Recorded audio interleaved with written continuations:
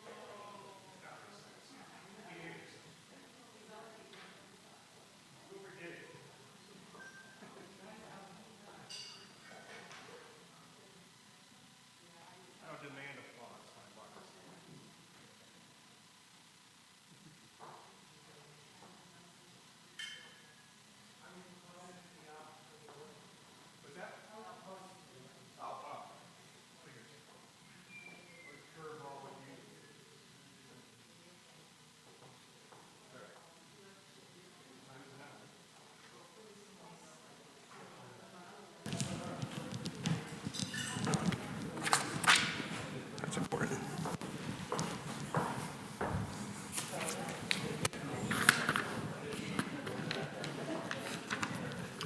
Oh well.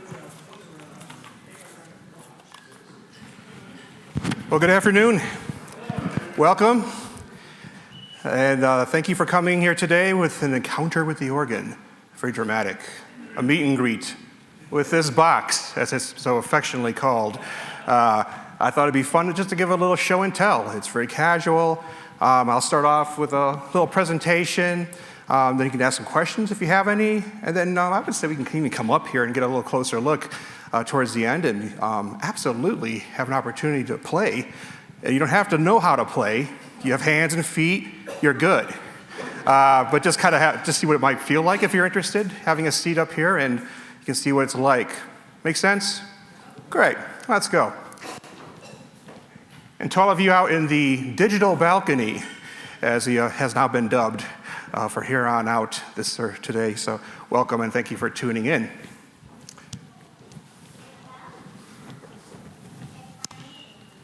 All right. You got to do the sound too when you get on the bench. It's important. So, when you think of the organ, what comes to mind? Bach? What's that? And it might be this.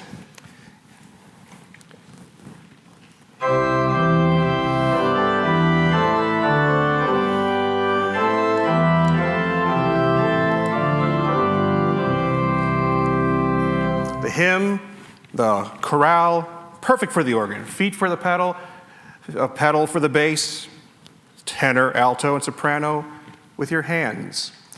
Then, of course, we have the scary organ, right? You know this one.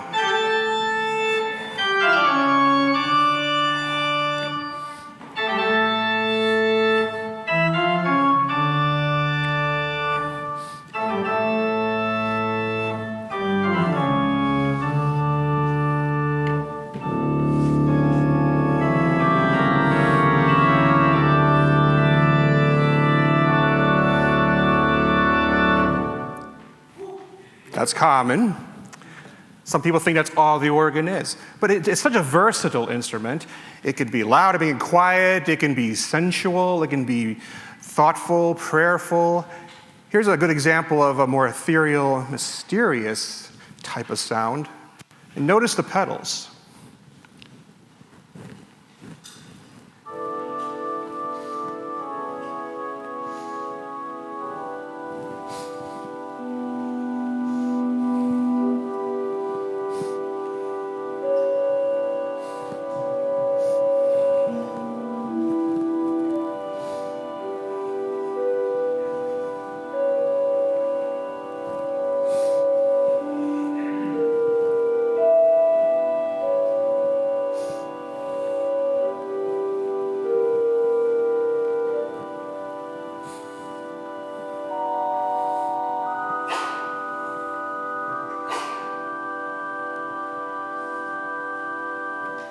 That's a song of peace by Jean Langlais. Very different atmosphere, isn't it? The organ is actually very good at being an orchestral instrument. In fact, many of these sounds imitate orchestral sounds, but also in character. This is a little snippet of the Adagio from Louis Viern's Third Organ Symphony. And I think you can hear that orchestral cello in the pedal.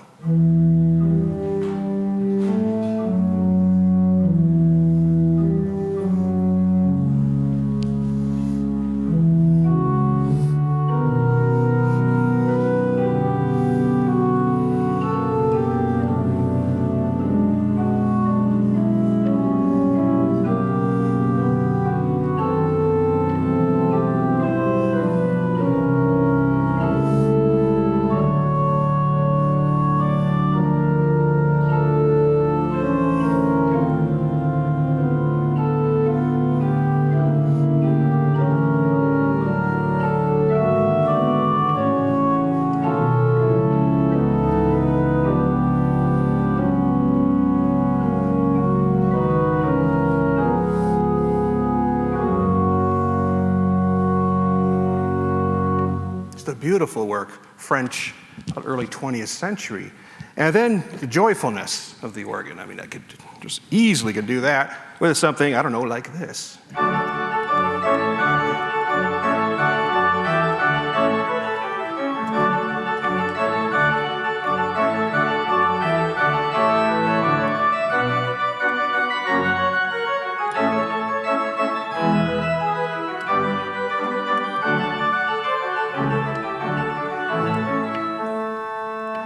A little chestnutty, but we're getting close to the theater organ, maybe a little bit right there.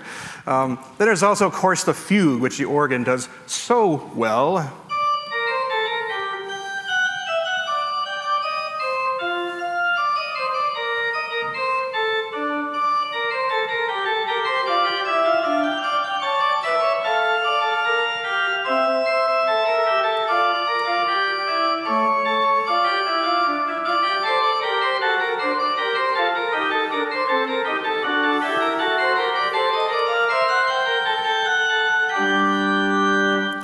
And on it goes. I would love to play more of that, but that's the Fugue in G minor 542 by Bach.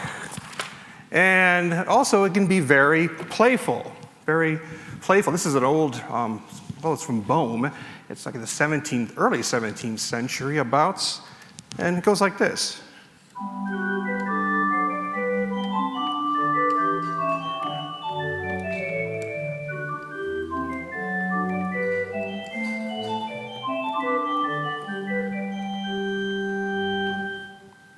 So, but when you think of the organ, you probably think of bombast. And the French do that so well with their orchestral Cavaillé-Coll organs made by the family Cavaillé-Coll. And yeah, there's this one. It's like a top 10 hit for the organ, and you'll know it real quick here.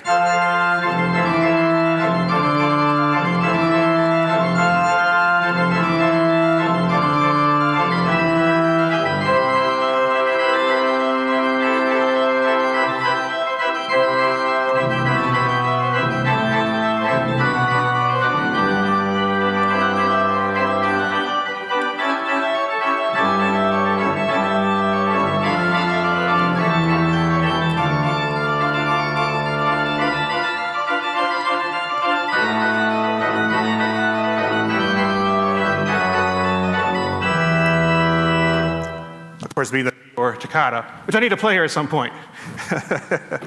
So as you can see and hear, there is so much diversity in the repertoire, but notice how the color kept changing from piece to piece. Much of it's how you play it. The music I just played covered 300 years. We have some of the largest amount of repertoire to any instrument. In fact, it spans over 500 years. It's a very old instrument, an old repertoire. It's an amazing instrument. Now, this is, of course, you can call what's a digital organ, by the way. Our speakers are in this little pyramid. Many of you know that, I'm sure. But it's an Allen organ. You can call a digital organ like a representation of a pipe organ. It certainly has like the same kind of stop listing in the construction, which we'll talk about here in a moment. But it's been revered for centuries. You probably heard the famous quote by Mozart, to my ears and eyes, to my eyes and ears, just to get it accurate, the organ will ever be the king of instruments. And part of that, I say, is the diversity. It's powerful, it's versatile, it's the largest and most complicated human-made instrument by far. An oboe, it's nice, but we have that right here. It's one piece of many. But it can roar, it can purr, it can be frightening, it can be soothing, and I mentioned sensual, prayerful. It's had a home in leading sacred music for centuries. Before speakers, it makes sense, right? How do you lead a hymn? You could do it with a piano, I suppose, pianoforte, but that does a good job, right? Especially with wind. In the bellows, the breath of God, that was something that was also associated with a church sacred kind of music instrument to be used in church, and very appropriate. But also the concert hall as well. So a little brief history of the organ. It started off with the hydraulis. That's the predecessor of the organ. The hydraulis, as the name implies, it was a water-powered organ. And it was invented by the Greeks in the 3rd century BC. Large, clumsy, it wasn't meant to be carried around or anything, but it converted energy from water to air. I'm not sure the exact specifics, but like a little waterfall would simply power the bellows. It had a small keyboard. You could play with a light touch. You couldn't do anything really virtuosic with it. But there's an ancient Latin poem by Claudian. It's a late 4th century, and he says, "Let him thunder forth as he presses out mighty roarings with a light touch," referring to the hydraulis. So way back then, in the medieval era, you had portative organs. As that name implies, they were portable organs. You could carry them. Like in, anybody had been in high school band, had your sax or your clarinet around your neck? Well, you had a strap for this little organ that you could pump the bellows with your hand.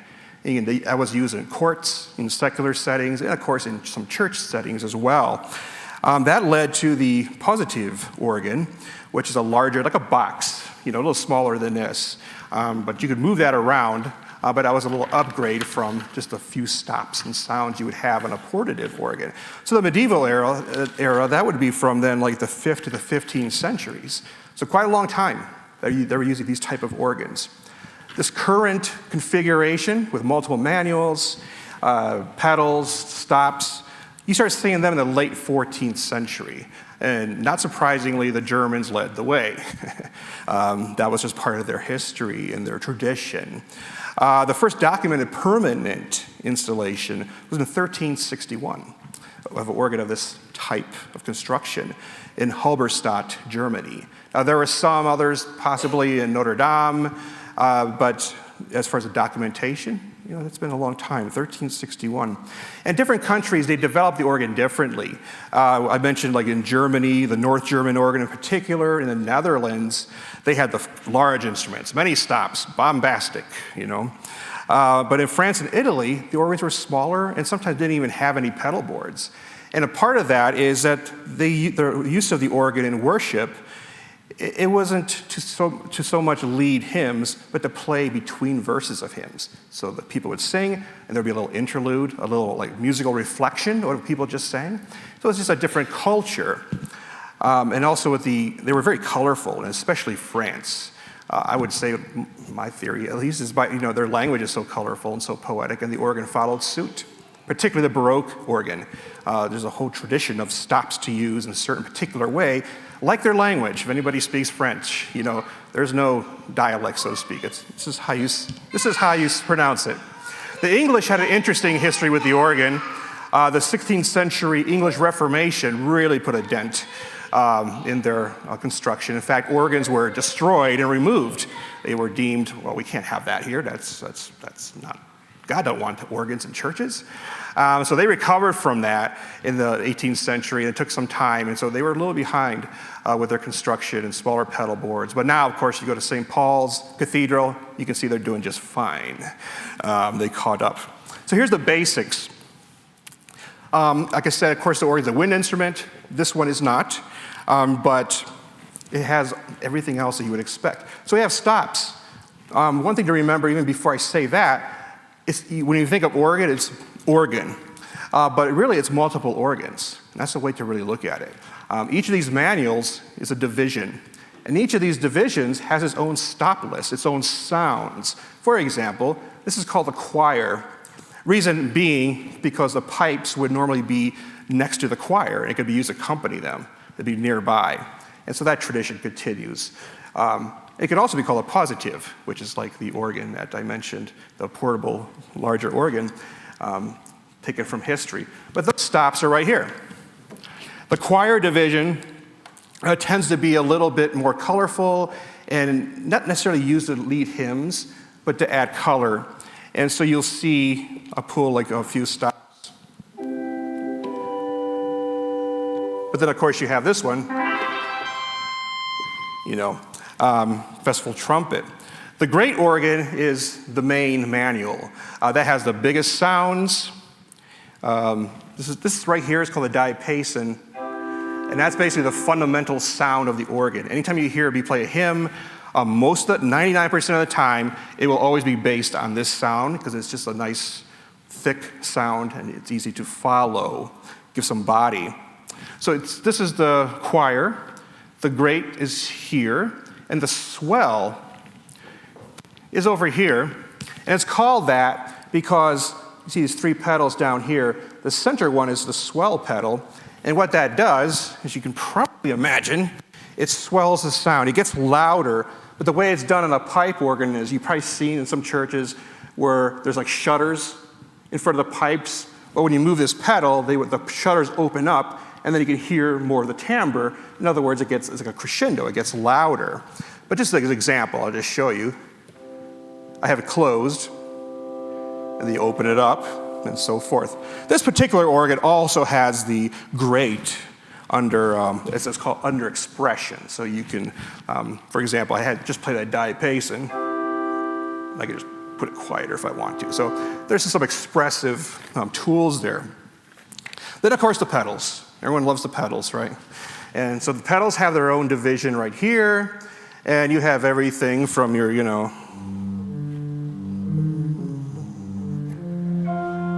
to your big, And of course, it wouldn't be complete without the 32-foot subwoofer. I use about once or twice a year, usually at Easter. I'd be getting hate mail probably if I use that every week. But that's like the basic format of it. But then it stops. Like you see all these names, and you see all these numbers. Like what's going on here, right? Well, a pipe at an 8-foot level is like it's like when you're singing a pitch, it's at that pitch. So if you see a G in your music and you play a G, it's right there. Here's a G. okay? I'm using this 8-foot. Now, if I hold that down and I pull a 4-foot, look what happens. Can someone tell me what just occurred there? Yeah, you know my finger didn't go anywhere, right? Now if I pull a 2-foot, it's like 2 octaves. It's like magic, right? So that's how a sound on the organ is built. If you're on a piano, if you were to hit, like, say, a C, you hear that fundamental pitch. You can call that an 8-foot pitch. But what happens, you actually are hearing more harmonic overtones if you listen carefully. So if you're to play a C on a piano, you're going to also hear an octave low below C, a fifth above, an octave, 2 octaves, 2 octaves and a third, an octave and a fifth. I'm trying to remember back to school now. So that's how these sounds are built on the organ. We don't have a harmonic series. We just have it's a G, that's all. So what you do is you build it up. And how you do that, you start off with this is what I do often with hymns. And it presents a very clear sound, and that's what we're looking for, is clarity always, like when you lead a congregation. So we got 8, we often add a 4-foot, we add a 2-foot, so now I'm now playing like 3 octaves with 1 finger. And then we add what's called a mixture. You probably heard this sound before, or this. A chord would be a little bit more representative, so like 4-foot, 2-foot. So I pull there is a mixture, it's a 3-rank mixture, and what that basically means is adding upper partials that kind of cheats in the harmonic series a little bit, but it adds a little shimmer on top. If I just use the mixture alone, you will see what happens. I'll play a chromatic scale, and tell me what you think is occurring here.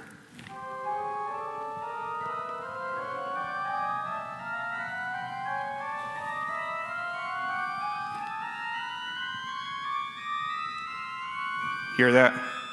It starts over and over again. So it's kind of cheating. It's not going higher and higher, but you get about an octave of those upper partials, and then it just repeats again. And what it does, it just adds a little bit of what you would naturally hear at a piano, even though it's like a dog might have a better chance of hearing it, perhaps. But we do feel like the complexity of the timbre. And that's what the organ seeks to do, is to cheat a little bit and try to make this as natural sounding as possible. Because I can tell you, the organ does not want to be expressive. It does not want to sound natural as long as you have power. It'll go on forever. As Stravinsky, I don't know if you've heard this quote before, Igor Stravinsky, the composer, of course, not a fan of the organ. He called it the monster that never breathes. Now, that's why phrasing is so important. That's why registration, you have to force it to be expressive, because it can be, okay?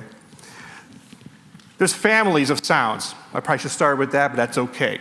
I mentioned diapason. That's a principle, the fundamental pitch of the organ. And the principles can come in various length of pipe, which I just demonstrated.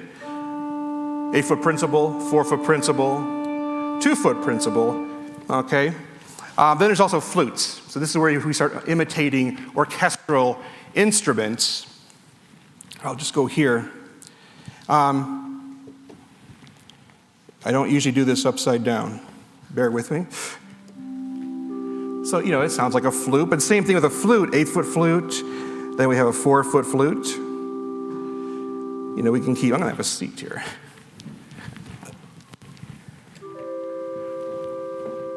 You see how this builds. We also have a piccolo, so a 2-foot flute.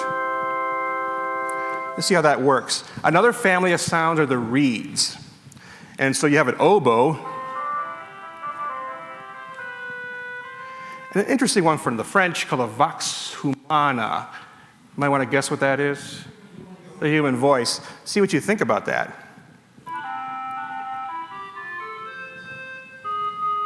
Any Looney Tune fans out there? Okay.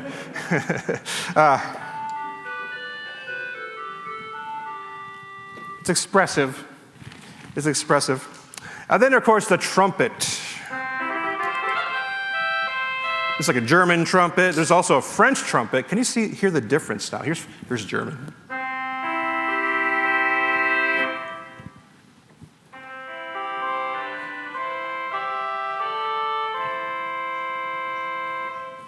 describe the difference between those two? Yeah, it's kind of like a mute. The characteristic sound of a French reed is this nasally sound, like they speak. You know. Yeah.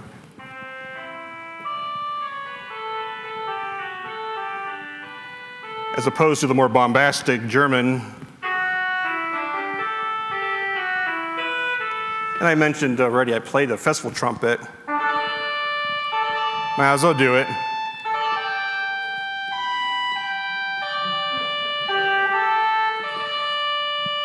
Begs to happen. And then lastly, we have here the crumhorn. This is a medieval instrument.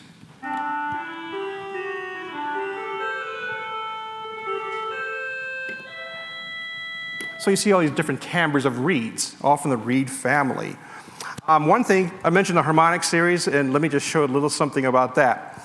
So that's another thing too. With the organ, you have like solo stops.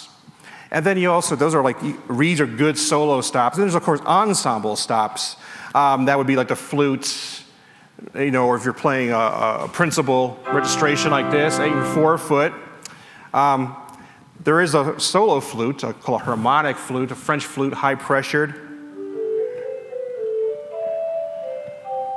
You can hear it's almost like distorted, like it's really pushing.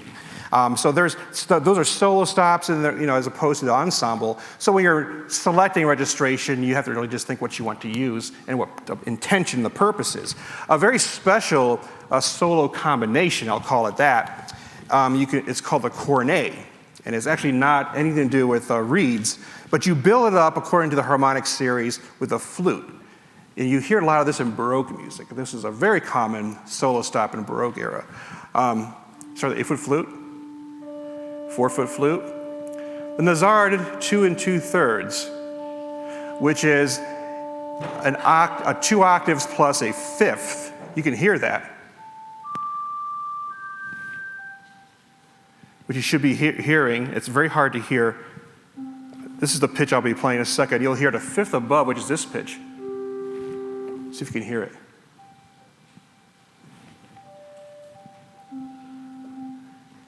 I'm playing the same pitch, and it's actually playing a G while I'm playing a C, so there's your fifth. It's a C, if you can see that. I'll play a C up here. So that's what you do. You take an 8-foot flute, 4-foot flute. Boom, I'm not having 2 pitches at the same time. 1 note. 2-foot flute. And then the tierce, 1 3/5. That's a very... And that's, like I said, often used in Baroque sound. It really cuts through nicely. And let me just play a little bit of this Bach chorale prelude. Blessed Jesus, we are here, Liebster Jesu, wir sind hier. So this is what it sounds like all together.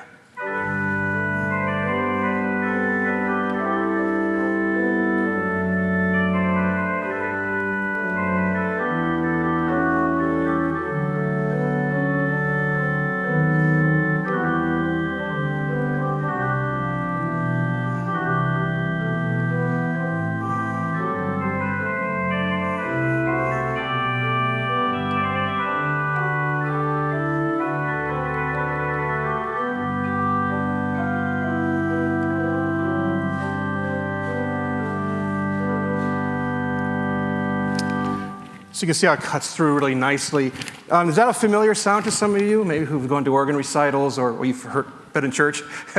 I will use that often, but it's a really classic combination to use. So that is a real just overview. I mean, I can go on for hours, right? I don't think you want to have that. But I think at this time, just looking at the time that we have, let me just open it up to questions. Any questions you might have? It could be anything about the organ. Yeah, please, Anne. I'd like to know when and where you became interested in the organ. It was in my family, and my grandmother played, but it wasn't pipe organ, although her brother played pipe organ, and it was just around. It was one of those Hammond. You ever see those? Not a Hammond B3. It wasn't that cool, but it's one of those Hammond organs that you have 2 manos, but they're offset. home model, basically. And so she played. I just thought, well, and I was in church. I guess that would be the impetus. I grew up in a Lutheran church. They had a pipe organ there. I eventually became music director at this Lutheran church as well, which is a nice full circle. And I thought, well, that's kind of cool, you know. And so I played it. The organist asked me to, if we want to just play the thing. I was there for like 2 hours. I couldn't get out of there on a Sunday afternoon.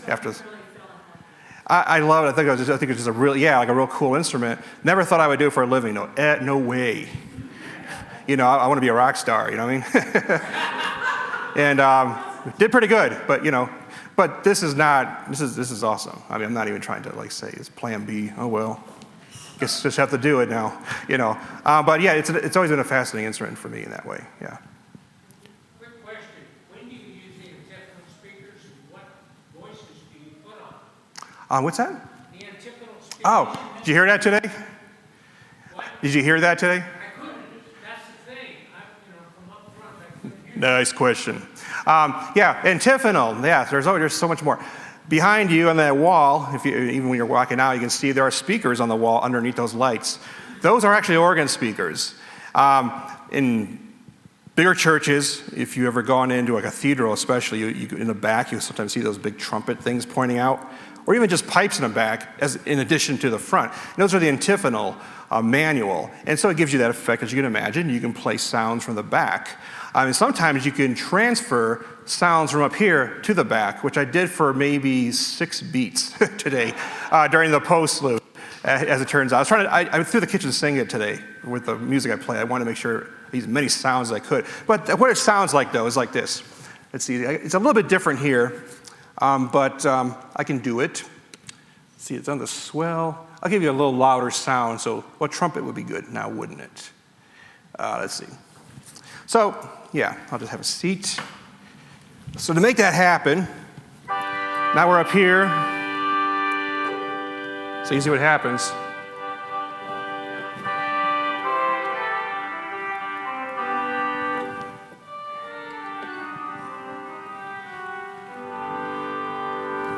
So you can transfer it around the sanctuary a little bit like that. Just a nice effect. Can you use those to simulate the echoes of a very large cathedral? Yeah. It's good for reeds, like ba-da-ba-bum, be-da-ba. Yeah. I think I've done it for a hymn, maybe All Glory, Laud, and Honor, or something like that for Palm Sunday, yeah. You didn't mention those earlier, but you also mentioned this big box over here. Yeah. It's a really low bass. That's right. And I think it's hooked up. I think it would have to be, because we're here. Want to find out? But it's that big white box over there is a giant subwoofer. Well, it's over there it is. Stage left. It's so low you don't need to know where it's coming. That is true. I keep forgetting about that. You can actually feel it before you can hear it. Yeah. Like a car is just cranking rap, It's like, well, there's bass, isn't there? All right. Anybody else? It can be just any little thing. Oh, thank you. And I didn't mention that. What a glaring omission. Thank you, Art. What are those buttons indeed? There's so many buttons. These, yeah. Duh. This is what happened to go off your notes. But what this does is allows me to set registration, I'll just demonstrate, and to save it.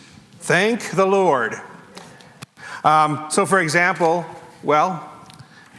this button over here is called cancel. It just clears everything.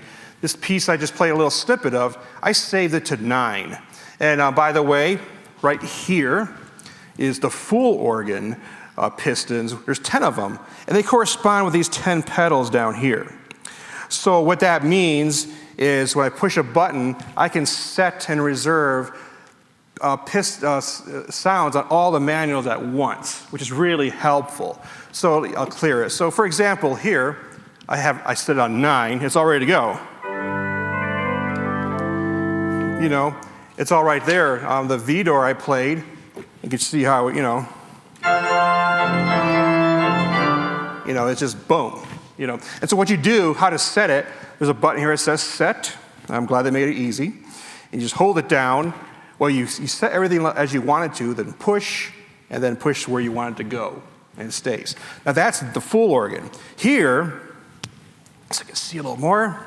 These correspond to the manuals above. So these are just for the swell, just for the great, and just for the choir. And what's good about that is you're playing, sometimes you just get a thumb down there to change just one sound here.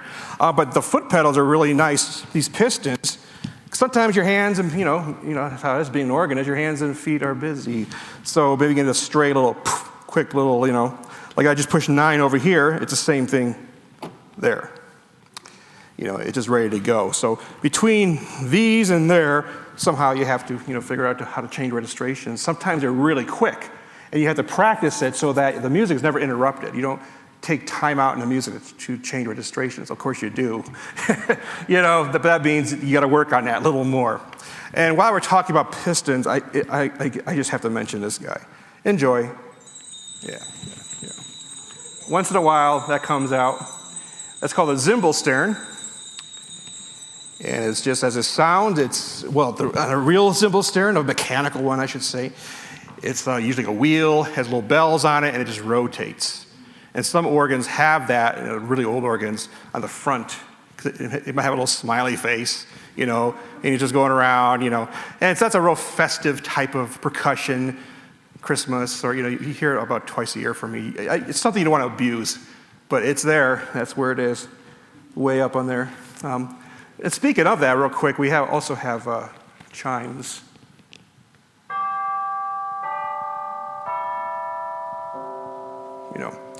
Again, not too often, but so there's some percussive things there, and also a little celesta as well, for.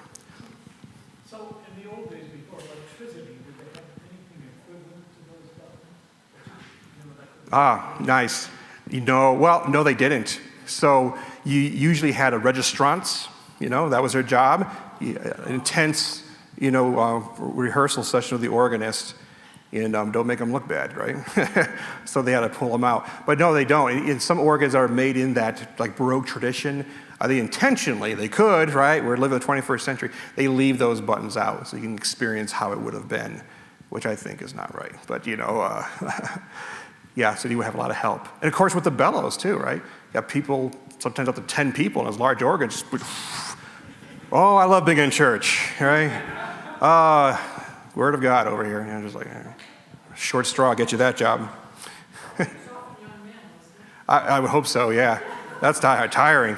Yeah, Aaron. Could you record yourself and then play on top of your recording? You can on this organ, yeah. And that's over here.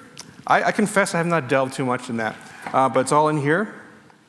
So see, you have a sequencer, and so you could just program some things and walk away. There could be a use for that. Yeah. Now you got me thinking. I know. I'll just show up on Monday, right? Just take care of everything. Yeah. Well, it's an electronic organ. Yes. So it has all these sound capabilities. But does this have the ability to become a Hammond B3 or a harpsichord or something like that? Does it have any of those kind of bells? Actually, that's a good question. In here, we have 4 organ specs. Now, what I use here is called the American Classic, which uses a little bit of the German, the French. I prefer that kind of organ because it's a little bit of everything. But there is a French spec in here, so you have more nasally reeds. And there's a chart I have that shows how some of these sounds won't be what's written on here, but they'll be like the French equivalent. So, and then one of them is the orchestral setting, which is, I've used that actually occasionally, because it has a timpani in the pedal. And I think I went Beatles Sunday. Do you guys remember that? If you were here, and we did All You Need Is Love, that introduction, bum, ba-dum, bum, bum, bum. And so I used the timpani. But that has a harpsichord as well. There's some orchestral instruments on there, and that's purely digital, of course. And it gets more into theater organ territory, So every now and then, yeah. It is. I assume most organists started as pianists, to give them the basic ideas. So what are the advantages and disadvantages? Are there things that you learn as a pianist that kind of interfere with being an organist? It's preferable, and there's different schools of thought. I mean, a lot of the great organists in the past, they did not start on piano because there wasn't a piano. So The common wisdom is you should have at least like a couple years on piano before you touch the organ. I did not do that, so I had to play catch up, unfortunately. I still am a little bit, to be honest. It's public as can be, isn't it? Oh, well, too late. It's a different touch. But what's the same and what's very similar, at the very least and important, is the sense of weight into the keys. And a piano will show you that. It'll show you how you really sound, the weight that you put into keys. You're playing from your shoulders, really. And they'll change that. You can hear that sound come right back to you. The organ is not touch sensitive, but if you're playing a tracker organ, which is the original organ, that is, when you push a key, you are literally opening up a pipe, or what are called trackers, attached to each key to each pipe.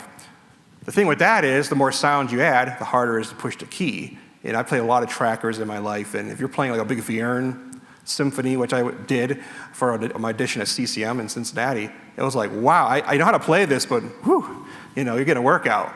But there's a little touch sensitivity to that because you can control the speed of the pipe opening and closing by a slow release or a quick release, and you will hear that harshness and sound like this.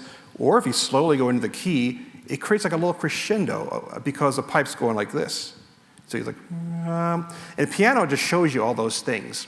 And even though this is, of course, being digital, it's not touch sensitive, just the pianistic way of like shaping the sound, you can, if you play like this, you can hear it. But if you're using more your shoulders and kind of kneading, the music, it will show on the digital instrument. And always, when you release a note or go quickly in or out of a key, it will register it here because we have decent acoustics. So if I play a chord, I'll show you. Let's get a big sound. Oh, that'll work. So if I'm doing this, I'll do a slow release. So I'm listening to the room. And the room is a big part of the organ. If you're in a dry room, well, you have to hold the notes down a little longer. But watch a quick release now. As opposed to quick release. It's a subtle difference, but it's a difference. So there is some manipulation. A piano really helps that. You have that foundation. You strike the notes, and on the organ, you manipulate it, and you have to hold them down in order to Yes. Thank you. And that's the big challenge of organ is the legato. There is no damper pedal. There's pedals galore. They didn't put a damper pedal on this thing. Oh, what a glaring error, right? But yeah, if you're, that's the thing. Once your hand leaves the key, it's dead. So you're playing something like this. There's different kinds of touch. This is called ordinary touch. I'm going to so you'll hear this a little bit more. So here's legato, of course, connected. This is ordinary touch with a tiny little bit of space. And of course, staccato. When you play like a fugue, the ordinary touch, as it's called, this goes way back hundreds of years, is like the default.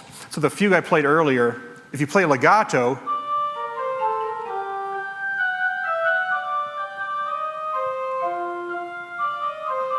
okay, all the pitches are there, not so exciting, doesn't really dance. With ordinary touch, you get something like, I'll just do that.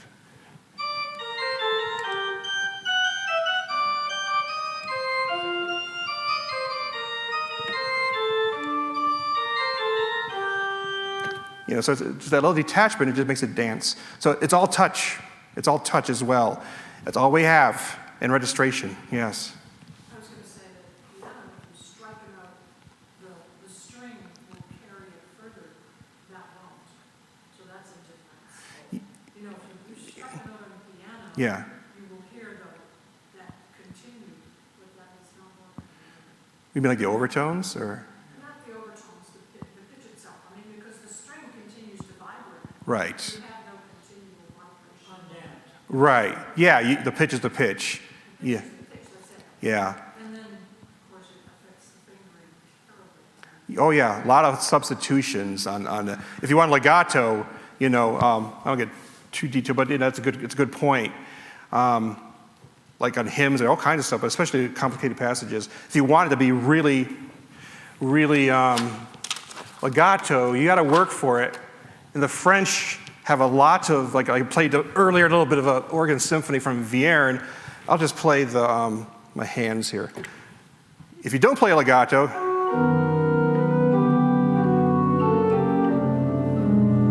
I mean, I'm playing with my thumb, multiple chromatic scales on notes.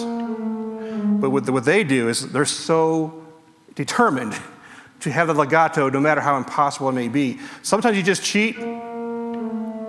But then here, what you can do is a thumb slide. I use this part of the thumb to the bottom of the key, and I just roll it over onto the next note. It's like, it's possible, so you get this kind of beautiful.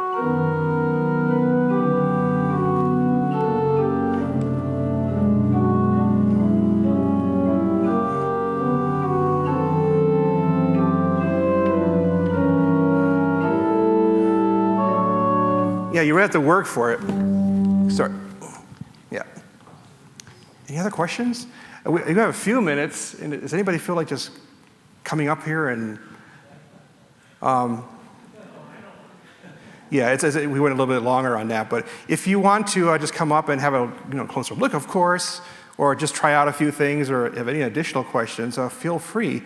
But our time is up, and it's certainly not everything you can possibly know about the organ, but I hope that you have some sense, a little behind the scenes, of what actually happens here, a little bit of the mechanics, the construction, how it works, how it interrelates to each other.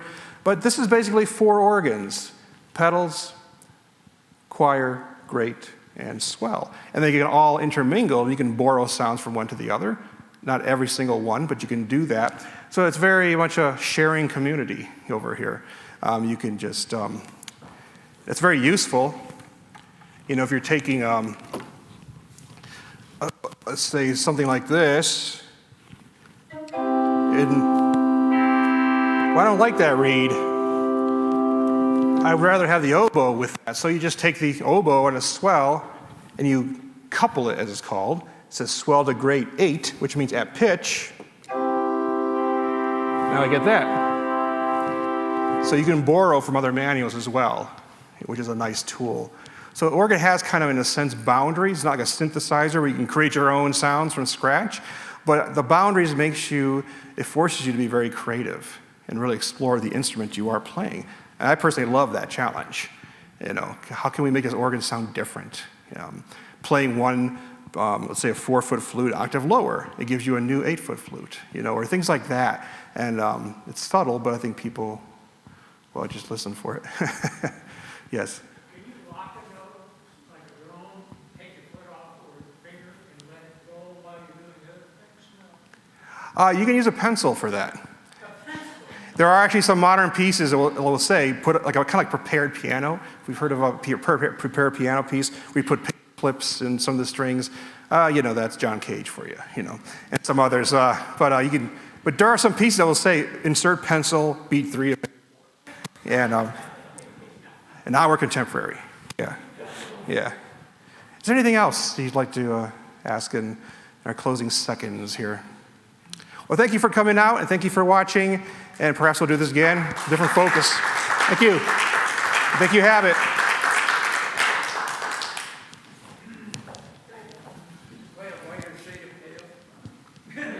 Oh, I could.